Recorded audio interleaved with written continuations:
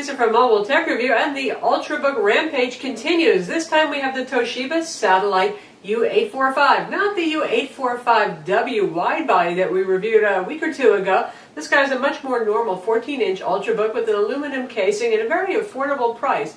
This one lists for $849, but you can get it for around $779 on Toshiba's website. We're going to look at it now. So here it is, the Toshiba Satellite U845. Now, it was the Portagee line that was the Ultrabook line for Toshiba, but they're branching out. The Portagee line, of course, still exists. We reviewed the Z835 last year, and now we have the Z935, which is the Ivy Bridge refresh, and that one, of course, is incredibly thin at 0.6 inches and very light at 2.5 pounds. It's the lightest Ultrabook on the market. This guy goes for a more mainstream look, and dare I say, well, Toshiba tends to go with dull styling, so this is your average looking notebook. We have a brushed aluminum finish here.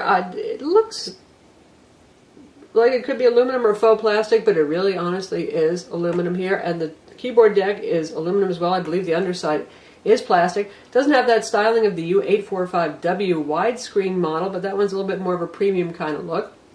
Anyway, the Satellite U series exists as a kind of more robust and more affordable counterpart to the Portagee series, and there's lots of submodels. Toshiba often does this. Not only is there usually the 840 versus 845 to indicate consumer versus business channel sales, but there's all sorts of dash whatever for the model numbers. And this one is the S404. The S406 is actually slightly higher spec and is cheaper on Toshiba's website. So we suggest that one, and do visit Toshiba's website to see all the variations that are available here. Anyway, the list price of ours is $849, and you get a pretty good Ultrabook for the price. This is a 14-inch machine, 14-inch display on it, and it weighs 4.1 pounds, so it's not super duper light, and it's 0.8 inches thick, so it's also not super duper thick. But those allow for Toshiba to give you some cost savings. So for those of you who think 4 pounds, well, that's light enough for me, that's pretty good. And if you like 14-inch versus 13.3-inch, honestly, I don't think there's much of a difference to be enjoyed there unless your eyes aren't very good. It runs at 1366 by 768 resolution, whether you get a 13.3-inch Ultrabook or a 14, generally speaking. It's true here as well, but that is what it is. It has plastic here for improved antenna reception for your Wi-Fi and Bluetooth. And you can see this little cutout here. It makes it easier to open up the lid. It also gives you a place to grab it when you're carrying it. I kind of like that. Feels very sturdy. There is a little flex to the lid, but nothing that I would call alarming or inappropriate. Overall, it's pretty hefty, sturdy. Take a look at the back. You can see what the hinges look like. They're not huge hinges, but it holds up the lid quite well. There's no wobble. There's no creep. Gets the job done. Here we have some air vents. And our ports are on the side. You know, Toshiba likes to give us plenty of ports. We like that about Toshiba. And you can see we have separate headphone and mic input jacks. We have a USB 3.0 with sleep and charge, full-size HDMI port. That's your power connector right there. There's your lock slot. Speaker hole grill here, rather. Symmetrically opposed. Another one there for your stereo speakers.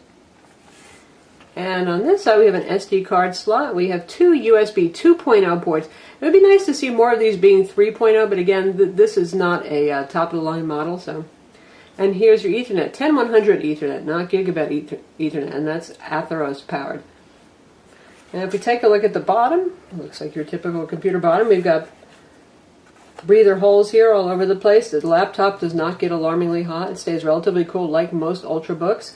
And you can see that there are a whole lot of little rubber plugs here. And underneath here are Phillips head screws should you want to take the bottom off. Now I was going to take the bottom off and I took all the screws out. These rubber plugs, by the way, do not get destroyed if you take them out. And in fact, it's pretty easy. They got little numbers on them so you can keep track of them and put them back in. But even after unscrewing all the screws, it seemed like there were some pretty strong plastic side clips that were giving me a little hard time there, so I didn't want to rip it apart and tear it apart. But in here, Toshiba says, are actually 2 DIMM slots. Our model has 4 gigs of RAM. You can actually order for them with 6 gigs of RAM. They say 8 gigs is maximum. And this is a conventional spinning hard drive, 500 gig SATA drive, so that should be accessible too with the standard connector. And there's a 32 gig SSD caching drive, not for you to put stuff on, typical of Ultrabooks. It's used by the system for Windows caching and all that kind of stuff. Looking inside, here's our display, 14 inches again, 1366 by 768 resolution, pretty much standard for Ultrabooks and a lot of other notebooks, nothing special there. It's a gloss LED backlit display. This is a TN panel, but as they go, maybe the gloss coating helps. It is glary, but it has actually pretty nice contrast and nice colors too. And you know, viewing angles with TN panels are not the best, especially moving your display forward or back. This one can go reasonably far back to accommodate your viewing angle issues, and it's not too bad. It's not a really, really narrow sweet spot. Webcam up here, microphone as well. And here we have our Synaptics trackpad, behaves very nicely, easy to use, and I like the fact that it's dished in a little bit so you can feel when you wandered off of the trackpad, and because you don't want to be mousing on your keyboard deck, that won't get you very far. We've got our LED indicators off on the side over here, and a fairly standard chiclet style keyboard layout over here. Again, it's dished in a little bit, kind of brings you down into the keyboard typing zone. That's a fine thing. Nice keyboard.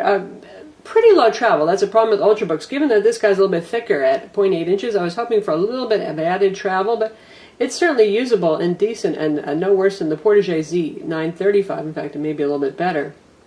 Since it's 14 inches, you've got room for arrow pad with space around it. That's quite nice. We've got our page up and down and end keys over here. Delete key where it belongs, right in the corner. Usual oversized space bar, shift key, caps lock key, that kind of thing.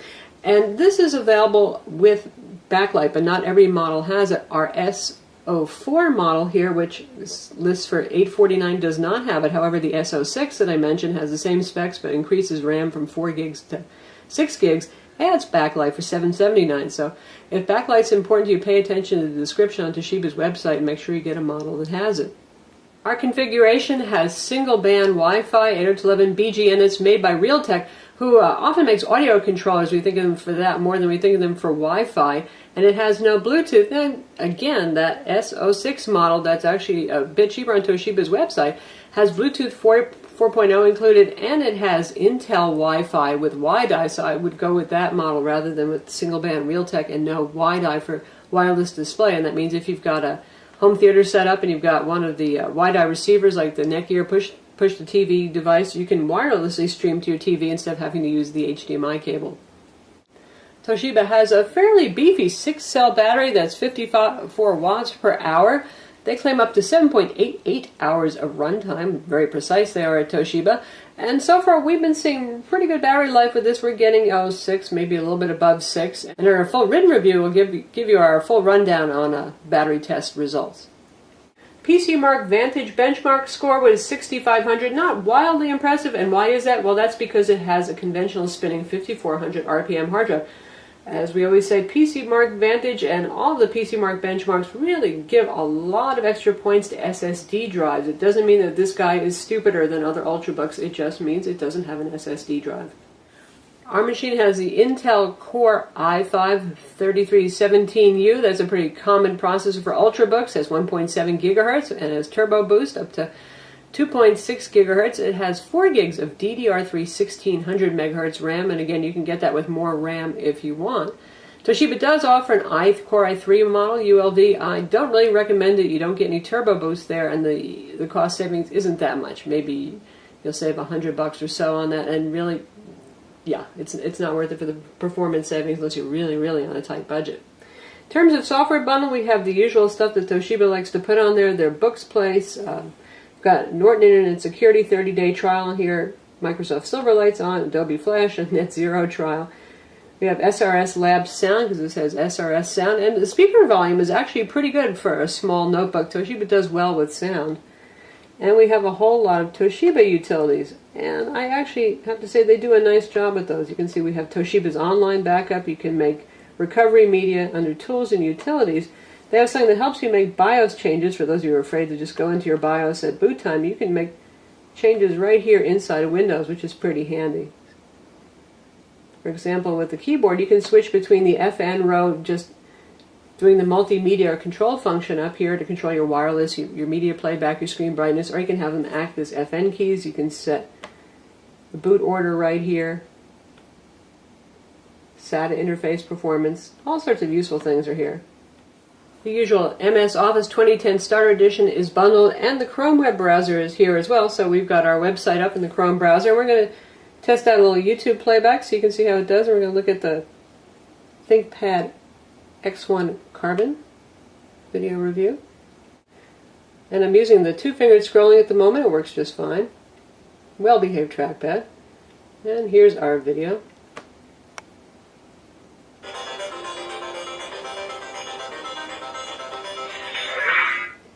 And we'll bump that up to 720p to match the display resolution and bring it out to full screen. This is Lisa from Mobile Tech Review. So you can hear those speakers are pretty loud. Today we're going to look Little at buffering there. Lenovo's We're good latest now. ThinkPad Ultrabook. This is the A ThinkPad lot of lip sync at the moment right Carbon now, follow-up but on it's the catching X1 it. from the spring of last year. A lot thinner, a lot lighter. Definitely a better display. There's your And we're gonna streaming look at YouTube that. playback. This is the ThinkPad.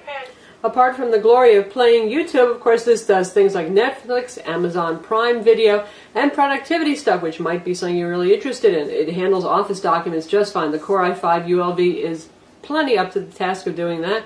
Some light to moderate photo editing. I always say I wouldn't pick any ULV Ultrabook for serious HD video editing. It just doesn't have that much processing power. And we're looking at Intel HD 4000 integrated graphics here. But if you have some occasional HD video footage that you want to edit or something from your smartphone, it can do that too. Light development work, certainly coding, that kind of stuff, it'll work. So that's the Toshiba Satellite U845. It's available now. You can get it for as low as $649 with the Core i3.